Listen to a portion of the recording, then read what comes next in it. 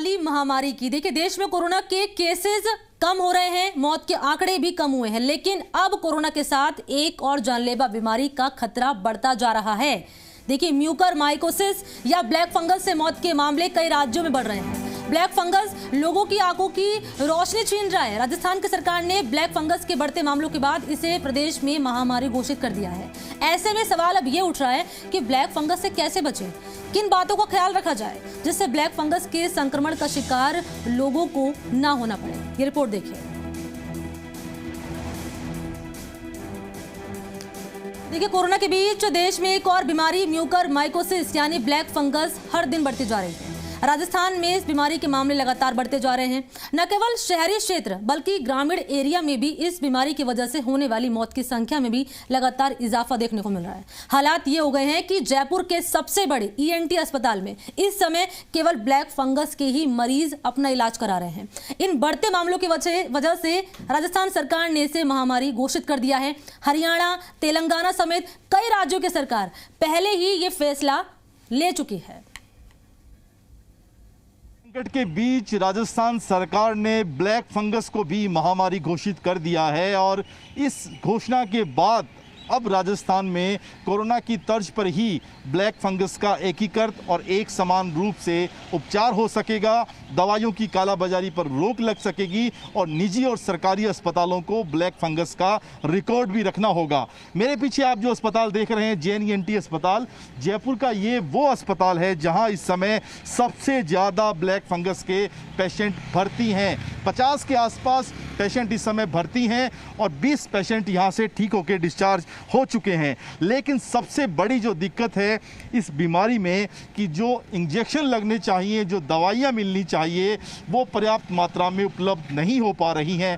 केवल इस अस्पताल में नहीं, अगर नारायणा हृदयालय की बात करें या दूसरे अस्पतालों की बात करें जहां पर ब्लैक फंगस के पेशेंट हैं, उनको समय पर दवाइयां नहीं मिलने से बड़ी दिक्कतों का सामना करना पड़ रहा है। हम आज इस स्पेशल पैकेज में आपको दिखाएंगे कि ब्लैक फंगस आखिर बीमारी क्या है, इससे कैसे ठीक हुआ जा सकता है, कैसे समय रहते इससे बचा जा सकता है और कौन कौन सी वो दवाइयां हैं जिनकी इस समय बाजार में शॉर्टेज है और सरकार को क्या जरूरी कदम उठाने चाहिए। इधर कोरोना की महामारी से जूझ रहे राजस्थान में ब्लैक फंगस के मामलों में पिछले कुछ दिनों से बहुत तेजी से इजाफा हुआ है और हालात अब ये हो गए हैं कि अब जयपुर समेत सभी संभाग मुख्यालयों पर बड़ी संख्या में अस्पतालों में ब्लैक फंगस के मरीजों की तादाद नजर आने लगी है। दरअसल ब्लैक फंगस को लेकर सरकार की चिंता की बड़ी वजह यही है कि ये बीमारी तेजी से फैल रही है और संक्रमितों की आंखों की रोशनी जा रही है। यहाँ तक कि इससे कई मरीजों की मौत भी हो रही है। जयपुर की बात कर लें तो देखिए, यहाँ के सबसे बड़े ENT अस्पताल जैन ENT में इस समय नए मरीजों के लिए बेड तक उपलब्ध नहीं है। राजस्थान में जो लोग ब्लैक फंगस का शिकार हुए हैं उन मरीजों का शुगर लेवल काफी बढ़ गया था। इसके चलते उन्हें फंगल इन्फेक्शन भी हुआ। केवल राजस्थान ही नहीं, देश भर में कोरोना मरीज और उससे मात दे चुके लोगों में ब्लैक फंगस यानी म्यूकोमाइकोसिस के मामले तेजी से सामने आ रहे हैं। सरकार ने महामारी ब्लैक फंगस को घोषित कर दिया है। पूरे राजस्थान की बात करें तो सबसे ज़्यादा केस आपके इस अस्पताल में आ रहे हैं। कितने अभी केस हैं और किस तरह की स्थिति है सर? लगातार रोज़ 20 से 30 से 40 पेशेंट रोज़ आ रहे हैं। पूरे दुनिया से, पूरे राजस्थान से, राजस्थान के बाहर से, हर राज्य से हमारे पास फ़ोन आ रहे हैं कि हमारा ऐसा मरीज़ है, इसका हमें इलाज कराना है, या हमने कहीं ऑपरेशन कराया है उसके बाद उसकी आँखें चली गई हैं। तो हमारे पास लगातार दिन के 100 के आसपास कॉल्स आ रहे हैं और 20 से 30 पेशेंट्स OPD में आ रहे हैं हमारे पास एवरी डे। क्या कंडीशन सर, उनकी स्थिति क्या है? क्या शुरुआती दौर में पता चल पा रहा है लोगों को? सर, पहले जब 10 से 15 दिन पहले जब ऐसे मरीज आ रहे थे, ज़्यादातर मरीज अपनी दोनों आंखें खो के आ रहे थे क्योंकि इस बीमारी की जानकारी ना मरीजों में थी ना डॉक्टरों में थी।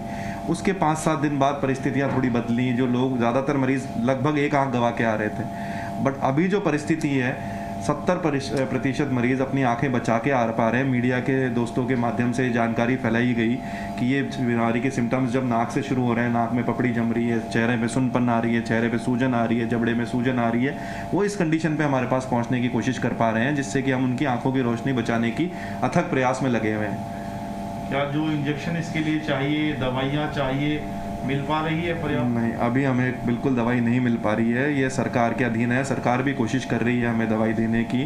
हमारी भी सरकार के हर लेवल पे अफसरों से, मिनिस्टर से बात हुई है और वो पूरा उन्होंने आश्वासन दिया है कि जल्द से जल्द हमें दवाई प्रोवाइड कराई जाएगी।